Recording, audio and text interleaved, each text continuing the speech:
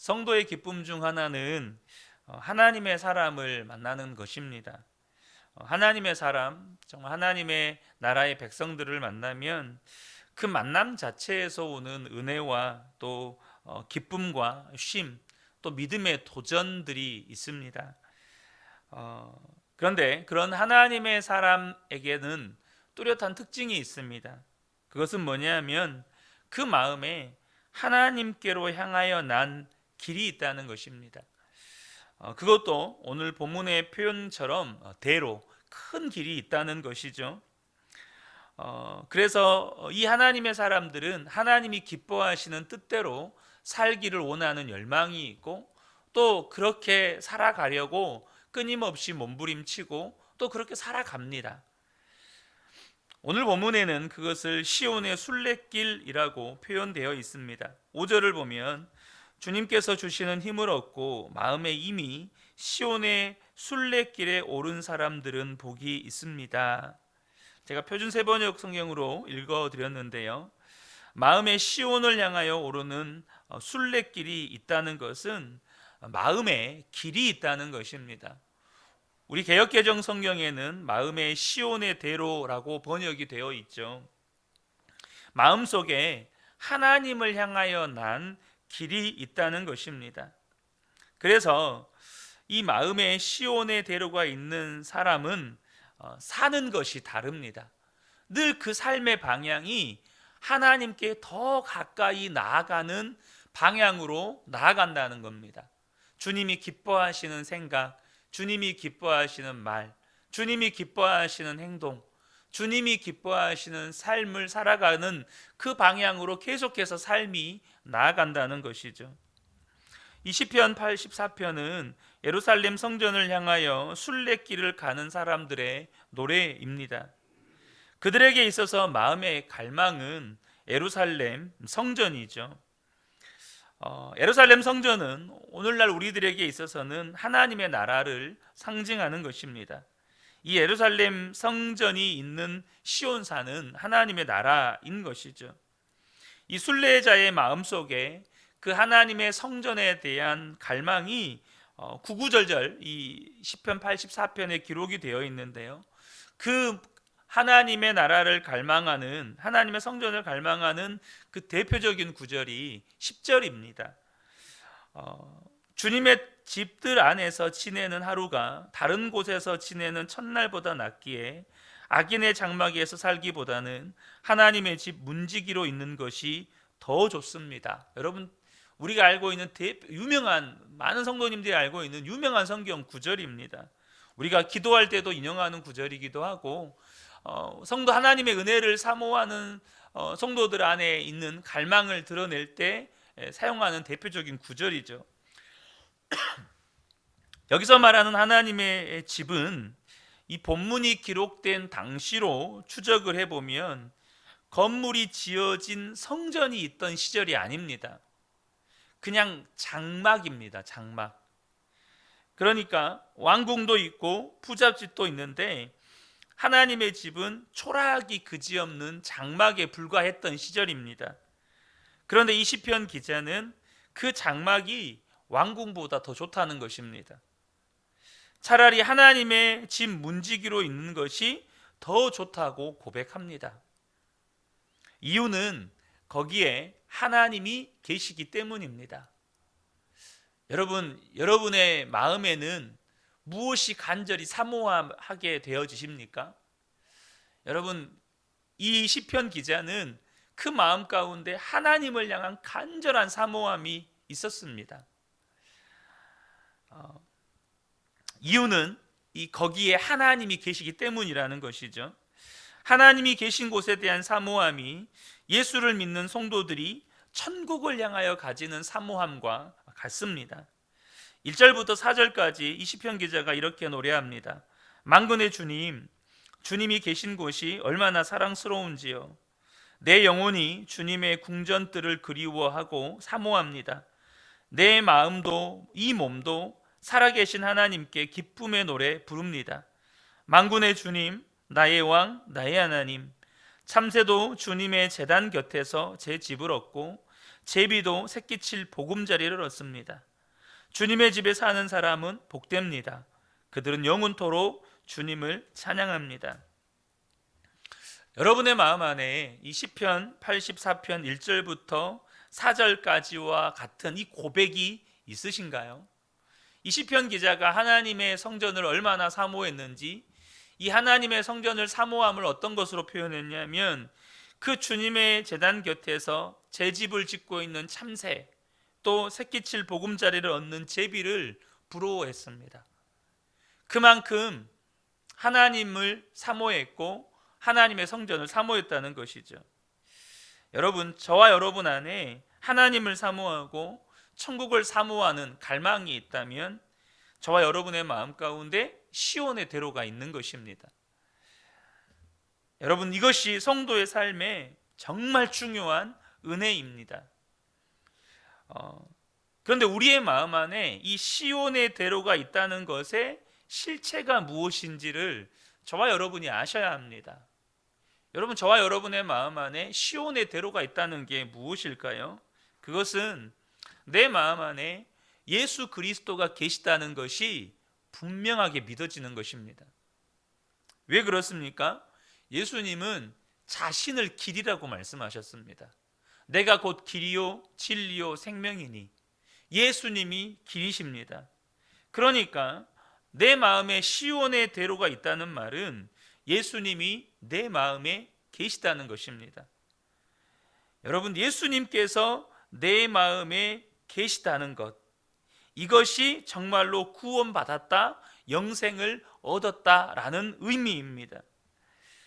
시편 84편 기자가 그때 당시, 구약 당시에 하나님의 이 장막 성전을 사모하는 것은 거기에 하나님이 계시기 때문입니다.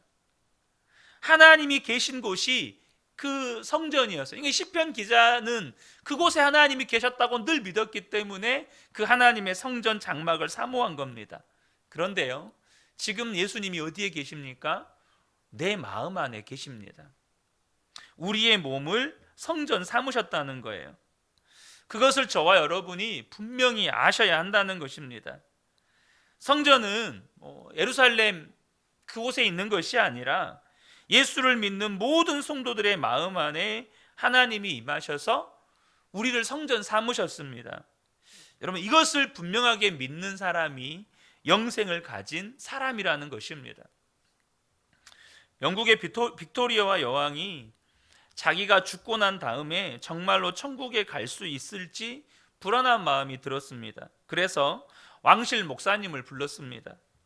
자기가 천국에 갈 수 있겠는지를 차마 묻지를 못해서 사람이 죽지 않은 상태에서 천국에 갈 수 있다는 것을 확신할 수 있겠습니까? 라고 물었습니다. 그때 왕실 목사님이 대답하기를, 그것은 알 수 없는 일입니다. 죽기 전에는 누구도 모릅니다. 죽고 난 다음에 하나님 앞에 가봐야 그 사람이 천국에 갈지 못 갈지 비로소 알 수 있는 것입니다. 이렇게 대답을 해 주었습니다. 여러분, 이 왕실 목사님은 심각하게 예수님을 잘못 믿고 있는 겁니다. 그것은 무슬림들이 알라를 믿는 것과 똑같습니다. 무슬림들이 가지고 있는 대표적인 공포와 불안함이 무엇인지 아십니까? 자기가 천국에 갈 수 있을지 없을지를 모른다는 겁니다. 그래서 끊임없이 5가지 선행을 행하는데 그것을 죽을 때까지 두려움 속에서 행하면서도 자신이 천국에 갈 수 있을지 없을지를 몰라요. 불교도인들도 마찬가지입니다. 자신들이 정말 더 좋은 것으로 윤회를 하고 정말 극락왕생할지를 몰라요. 그때 이 빅토리아 여왕이 너무 마음이 무거웠습니다. 내가 진짜 천국에 갈 수 있다는 말인가 없다는 말인가.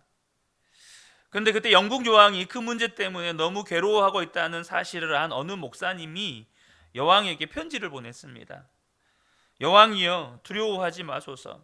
우리가 죽기 전에 얼마든지 천국에 갈 수 있는지를 알 수 있습니다. 여왕이여, 요한일서 5장을 읽어보십시오. 다 읽을 수는 없으니까요, 요한일서 5장 11절에서 13절을 제가 읽어드리겠습니다. 또 증거는 이것이니 하나님이 우리에게 생명을 주신 것과 이 생명이 그의 아들 안에 있는 그것이니라. 아들이 있는 자에게는 생명이 있고 아들이 없는 자에게는 생명이 없느니라.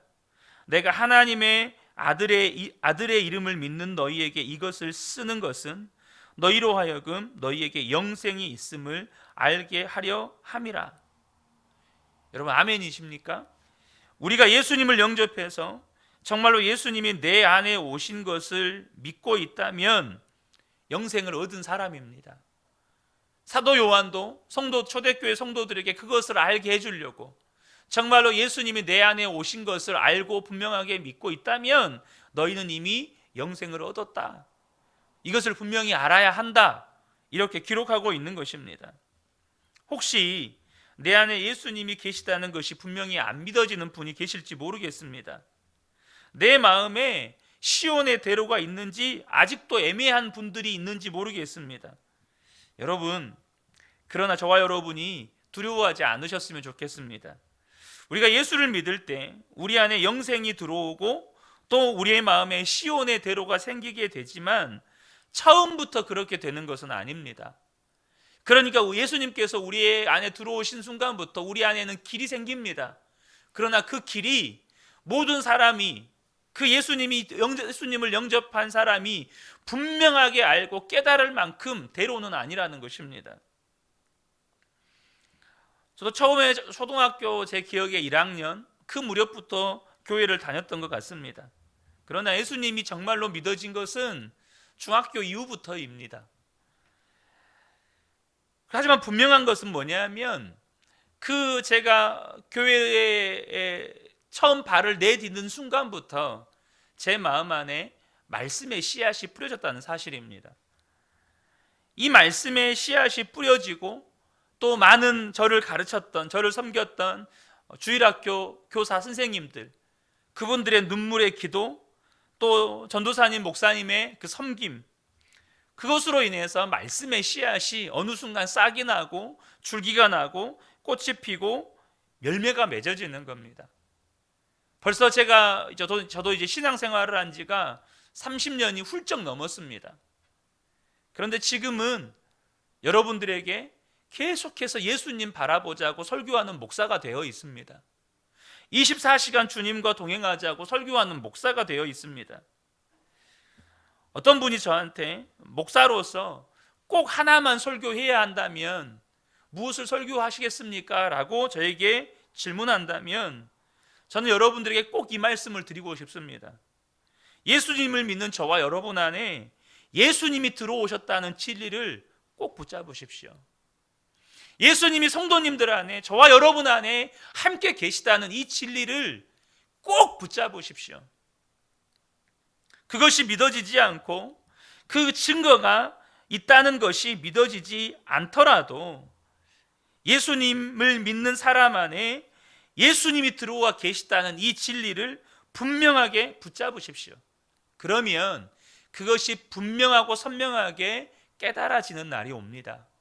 그것이 분명하게 드러나는 마음의 시온의 대로가 생기는 날이 온다는 거예요. 이 시온의 대로라는 것을 히브리어 원어로 보면 쌓아 올린다는 뜻입니다. 쌓아 올린다.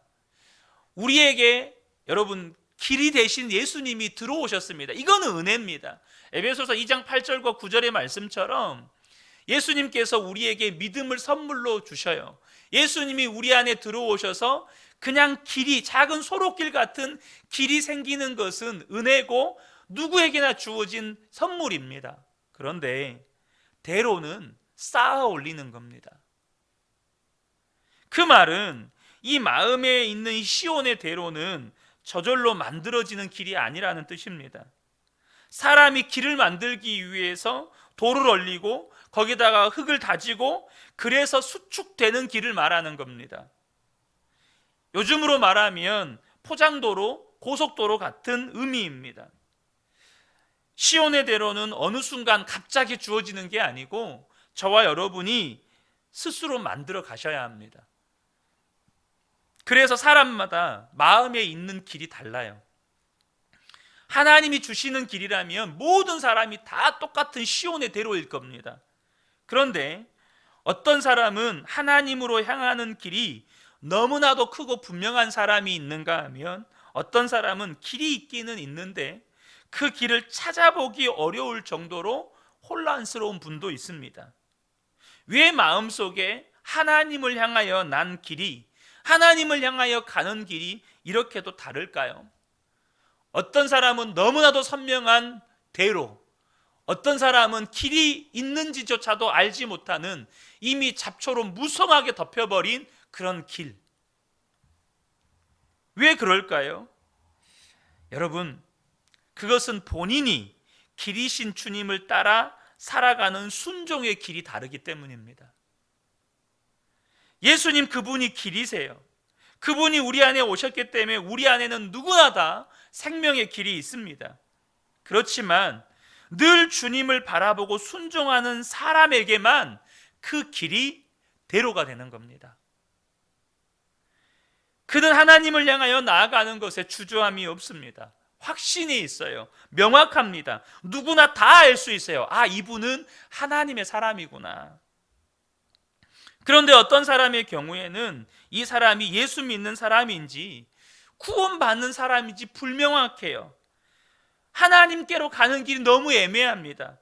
주일에 교회 와서 예배 드리는 것을 보면 예수 믿는 사람인 것 같기는 한데, 집에 가면, 직장에 가면 그가 하는 일을 보면 예수 믿는 사람인지 아닌지를 도무지 모르겠어요. 그분이 하는 말을 보면 예수 믿는 사람인지 도무지 모르겠어요. 그분이 하는 행동을 보면 예수 믿는 사람인지 도무지 모르겠는 거예요. 왜 그럴까요? 예수님이 정말 마음에 계신 것과 그분이 길이신 것을 분명하게 믿지 못했기 때문에 예수님께 순종의 길을 걷지를 못했던 것입니다. 마치 길이 있어도 가지 않으면 잡초에 다 덮여서 길이 있었는지 없었는지조차도 모르는 상태가 되어버리는 것처럼 많은 성도들의 마음이 이 상태라는 거예요. 너무나도 많은 성도들이 이 상태에 빠져 있습니다. 그 마음 안에 예수님이 계신지 안 계신지조차도 모르는 때가 너무 많은 것이죠. 주님께서는 말씀하십니다. 이렇게 해야 한다. 저렇게 해야 한다. 그런데 그분 안에는 그 말씀이 안 들려요. 이미 그 길이 잡초로 무성하게 덮여버린 사람에게는 하나님의 말씀이 안 들립니다. 그리고 자기 마음에서 들려오는 자기 생각의 소리가 너무 선명해요. 자기 생각의 소리가 너무 선명해요. 내가 생각할 때는 이게 맞는 것 같은데, 내가 생각할 때는 이게 옳은 것 같은데, 이 소리가 너무 선명해요. 그게 다 뭐죠? 예수님이 길이신데 그 길이신 예수님을 덮어버린 잡초 같은 것들입니다. 여러분, 여러분의 마음 안에는 하나님의 말씀이 얼만큼 선명하게 들리십니까? 아니면 하나님의 말씀이 무엇인지도 보이지도 않을 만큼 잡초와 같은 무수한 생각들이 선명하게 보이십니까? 내일 계속해서 나누겠습니다. 여러분 기억하십시오. 내 안에 그 예수님이 길이신데 그 길이 대로가 되어 있지 않아요. 하나님을 향하여 가는 길이 선명하지 않아요. 하나님을 향하여 가는 길이 너무 어려워요. 길이 앞으로 나아가기 어렵다는 건 이미 그 길이 무성한 잡초로 덮여 있다는 겁니다. 사랑하는 성도 여러분, 이 새벽에 함께 예배하는 우리 모든 성도님들이 다시금 주님을 향하여 난 길을 수축해 가시기를 축복합니다. 여러분, 돌을 쌓고 흙을 덮어 다지고 이걸 다시 시작하셔야 돼요. 마음에 주님을 향하여 난 길에 잡초를 뽑으셔야 돼요. 그 작업들이 뭡니까? 주의 말씀을 듣고 그 말씀에 하나하나 순종해 가는 겁니다. 이미 잡초가 너무 많기 때문에 시작이 어려울 수 있어요. 그 과정이 여러분 너무나도 고단할 수 있습니다. 그러나 하셔야 합니다. 그래야 주님을 향하여 난 길이 대로가 되는 겁니다. 그래야 영원한 하나님 나라를 향하여 가는 길이 대로가 되는 거예요. 이 새벽에 함께 예배하는 우리 모든 성도님들의 삶에 다시금 그 마음에 주님이 길이신데 그 길이 대로로 수축되어 가는 그 위대한 작업에 여러분 시작점에 또 출발점에 서시는 저와 여러분 되시기를 예수님의 이름으로 축복합니다. 아멘.